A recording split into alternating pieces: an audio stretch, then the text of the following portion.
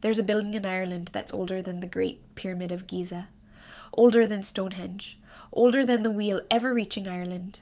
It was built 5,200 years ago by farmers with no metal tools, and it still works, and somehow almost nobody outside Ireland has heard of it. This is Newgrange. Let's fix that. Newgrange sits in the Boyne Valley, in County Meath, about an hour north of Dublin. From the outside it looks like an enormous grass-covered mound with a brilliant white wall of quartz wrapped around the front. It's about 85 meters across and weighs somewhere in the region of 200,000 tons. It was built around 3200 BC.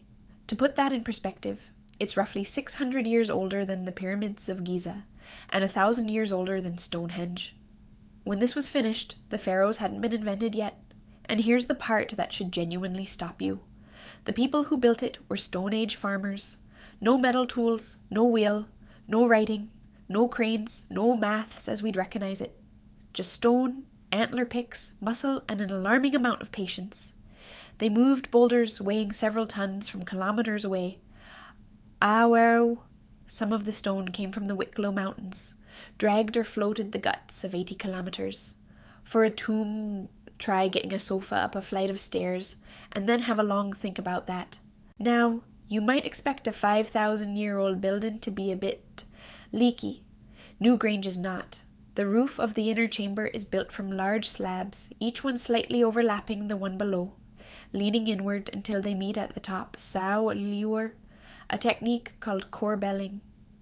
The builders cut grooves into the stones to channel rainwater away, and packed the gaps with a mix of burnt soil and sea sand. The result? 5,200 years later, the inner chamber is still bone dry. It has out-waterproofed every roof you have ever lived under. Your apartment will not survive the century. This thing has survived since before the invention of the alphabet, and not a drop gets in. The brilliant white quartz wall out front was rebuilt in the 1960s. And archaeologists still argue about whether it ever really looked like that. So if you want to start a fight at an Irish dinner party, skip politics, just bring up the Newgrange facade reconstruction, then stand back. But none of that is the genius part. This is. Above the entrance, the builders left a small opening in the stone. It's called the roof box. For most of the year, it does absolutely nothing. But on the winter solstice, the shortest day of the year, around the 21st of December, at sunrise, a beam of sunlight passes through that little box, travels 19 meters down the dead straight passage, and lands precisely on the floor of the inner chamber. For about 17 minutes, the darkest room in the building fills with light. On the darkest day of the year, let that sink in. 5,000 years ago, with no instruments, people tracked the sun precisely enough to align an entire building so that one specific sunrise, out of 365 arrow, would reach the very heart of it. And they got it right. It still happens, every single year, on schedule. Demand to see it is so high that there's now a public lottery for the handful of places.